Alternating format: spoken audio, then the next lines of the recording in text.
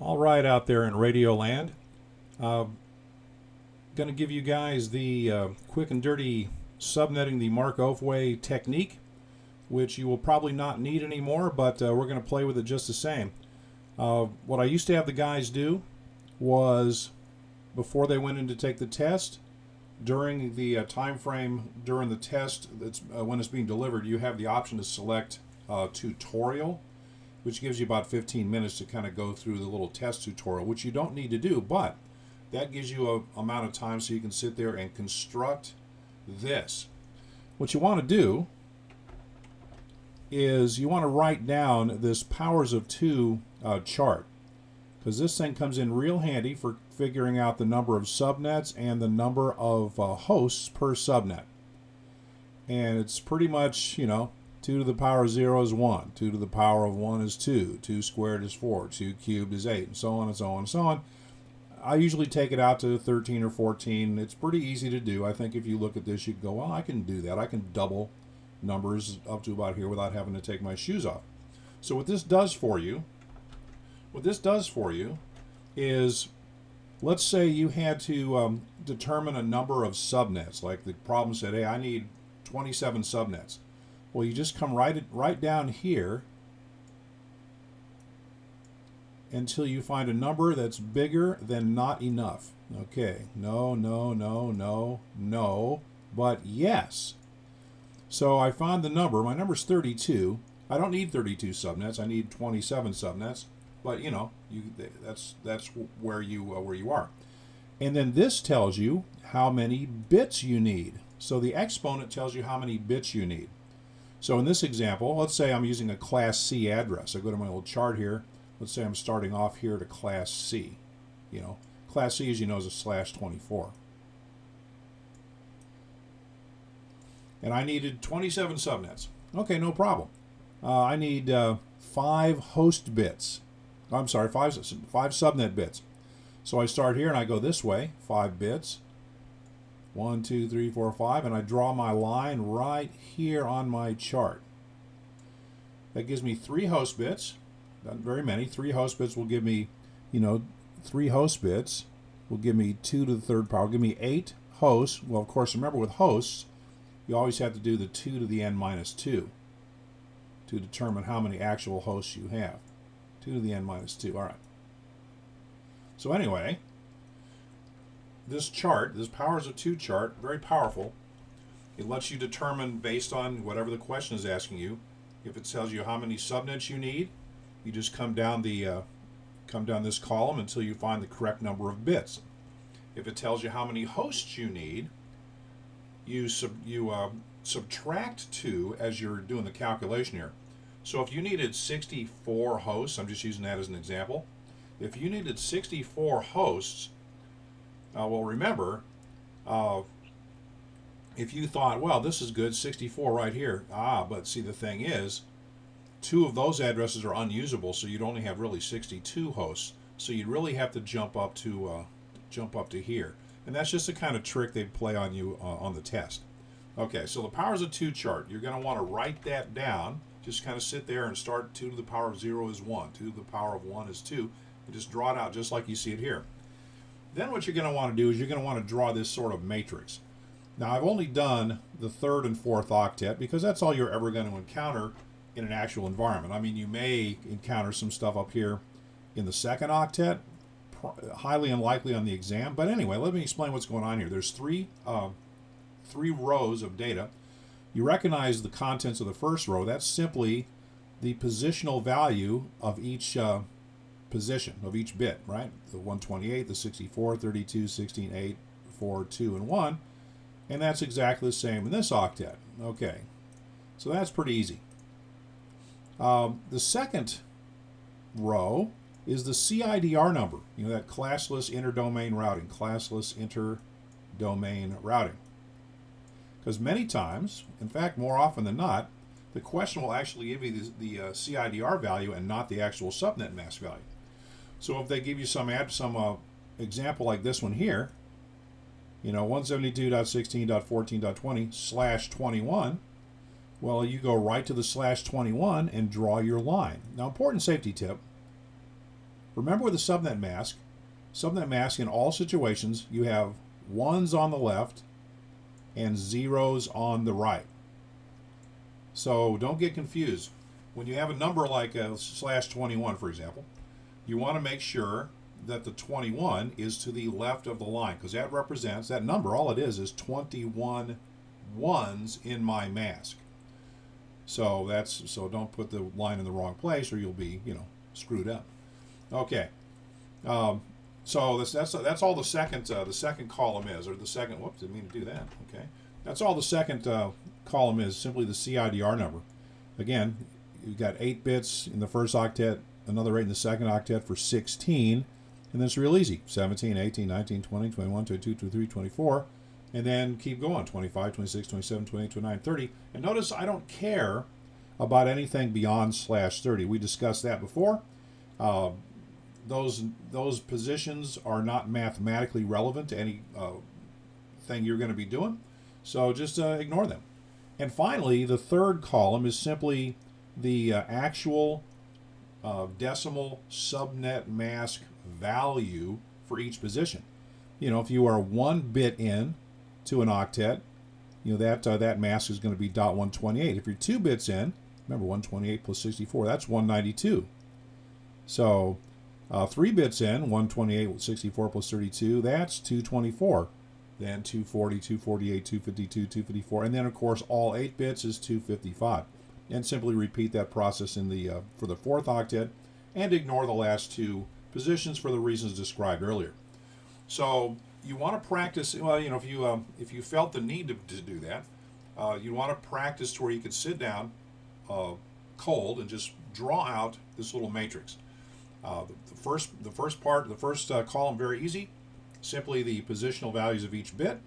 Second column, even easier, simply the CIDR values of each position. And then the third column just involves a little bit of elementary school math, where you simply add up the positional values, moving left to right, to give you the 8 legal values, actually 9 if you include 0, the legal values that can indeed appear in a subnet mask. Okay, so you sit down, you draw out the powers of 2 chart, you draw out your subnet mask matrix, leave yourself plenty of room because you're going to be reusing it. All right, then here's how it works. Step 1, determine the mask. Well, that's easy. They're either just going to give it to you. They're going to do this. They're just going to give you the problem right there. They're going to say, here's your address, and answer the following question based on the address. That's the large majority of questions you're going to encounter. They just give it to you. If Christmas came early this year, all you got to do is, if they gave it to you, you can move to step 2. If they didn't just flat out give it to you, they are going to give you enough information to work with. They will either tell you the number of subnets you need. If they tell you the number of subnets you need, you simply go over to the powers of 2 chart, figure out the appropriate number of bits from the exponent column here, and you've got the information you need. If they don't tell you subnets, but they'll tell you hosts, you do the same thing.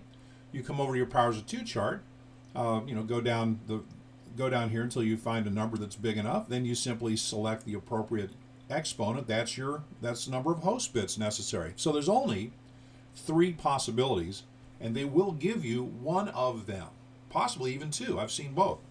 So once you've determined the mask, step 2 is draw the line. So once you draw your line on your little matrix, you're effectively done, because everything else is just the mechanics. They just fall into place. So let's use the example I've got here in the book, or here in the example. I've got 172.16.14.20/21. Okay, fine. Well, we know 172 is a class B. So that's the default. But it says /21. So, hey, Christmas came early this year. They gave me the subnet mask, so I just draw my line. So I draw the line to the right of my CIDR number.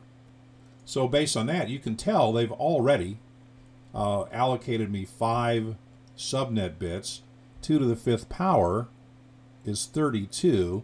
So basically, there's 32 subnets, and I want to find out which one of these 32 subnets this guy belongs to. This guy is in one subnet. I got to figure that out. All right. So here's the next step. Step 3. Find the magic number. Ooh, magic number. Okay. Once you draw the line, you've got the magic number. The magic number is simply the positional value of the last one in the mask, which is this number right here to the left of the line. That is the magic number. And it is indeed a magic number because it keeps us from having to deal with ones and zeros. So let me show you what I mean. That tells you the increment value, the value by which your subnets, your network addresses, will increment. In this example, my magic number is 8, and it's in the third octet. You gotta be positionally aware. You gotta know where you are, otherwise your mask is going to be wrong, and you'll just get the answer wrong. But you know, my magic number is 8 in the third octet, so that means my addresses are going to increment by 8 in the third octet. So you start at 0, like we do here. So the first subnet is 172.16.0.0, then 8.0, then 16.0, then 24.0, then 32.0, then 40.0, then 48.0, then 56.0, then 64.0, then 72.0, then 80.0, and so on and so on. Remember, there's 32 subnets. Well, this guy, notice the interesting value, the value that's that's in my action octet is 14. Okay, well, no problem. I simply go down and find where does 14 fall? Well, 14 falls between 8 and 16. So that means this address, 172.16.14.20, is on this subnet. Easy and fun, right? Okay.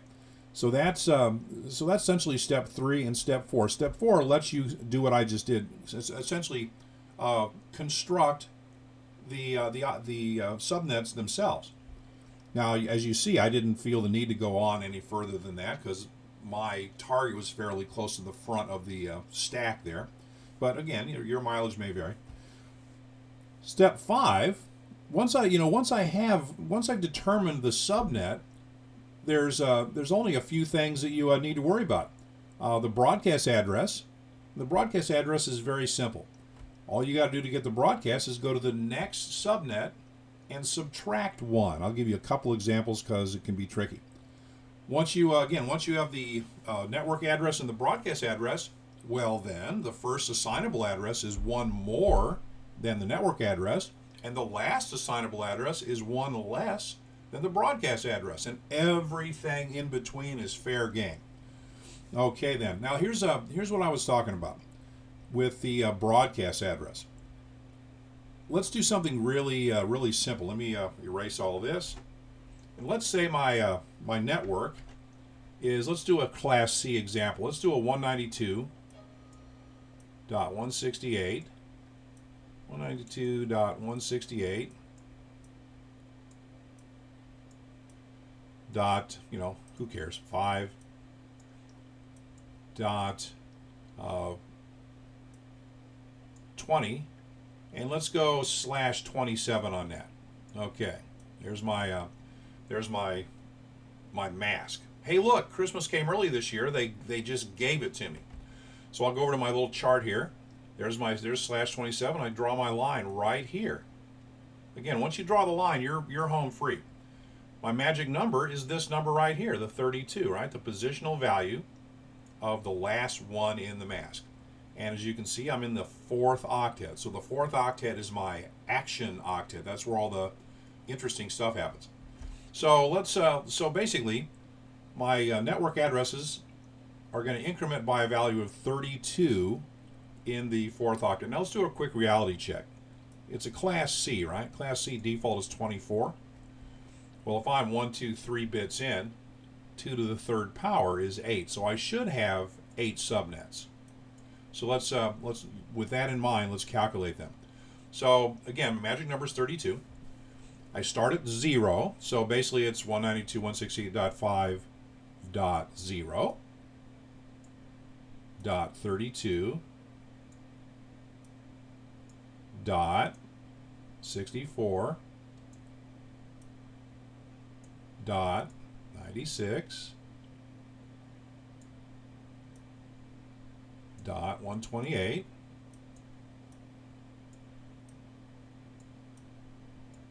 dot 160 dot 224. I've done this before, but it's just math, simple math in fact. Dot 240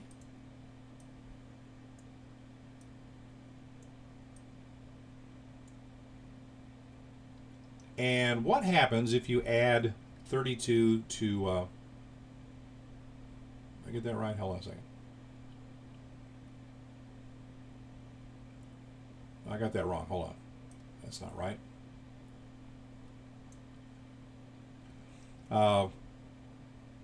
Let's make sure I can do math successfully. 0, 32, plus 32 is 64, plus 32 is 96, 128, plus 32 is 160. Dot 1, I left out 192. 192, there you go. Always double check your work. Okay. And sure enough, there's 1, 2, 3, 4, 5, 6, 7, 8 subnets. If you add 32 to 224, you wind up with 256. Well, you can't have 256, so that winds up being 0, carry the 1, and that takes you to another value in the third octet, which is not your subnet, and you can't do that. So there's my, there's my list of my range of subnets. Okay, so my interesting octet is the fourth octet. So the value that's of my guy is 20. So 20 falls between 0 and 32. So the guy is on the .0 subnet, the 192.168.5.0 subnet. All right. So now here's the Class C trick for here's the subnet address. Now we're going to do the broadcast address. The broadcast address, you simply go to the next subnet. Next subnet is the .32 subnet, right? Subtract 1 from there, you get 31. 192.168.5.31. So, hey, now that I know that, my first assignable is going to be .1. My last assignable is going to be .30. So with Class C, it's very, very simple. All you got to do is go to the next subnet and subtract 1.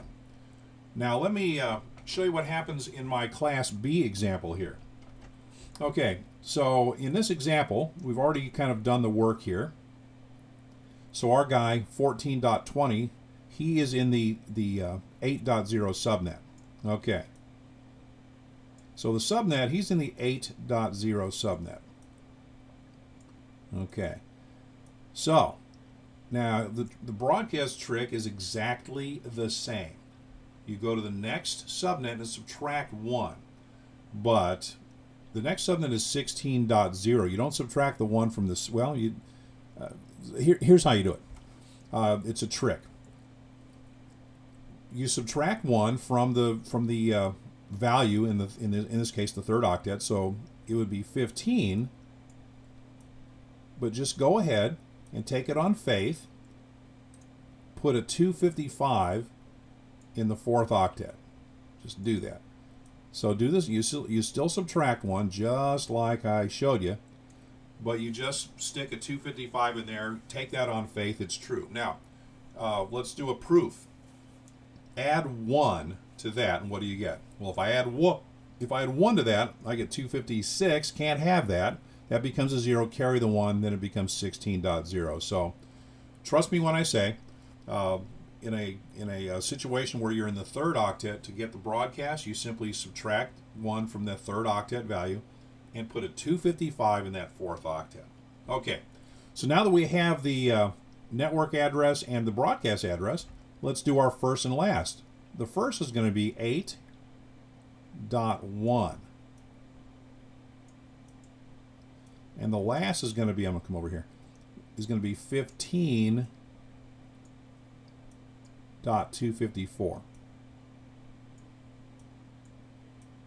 15.254. So everything in between is fair game. 8.1, 8.2, 8.3, 8.4.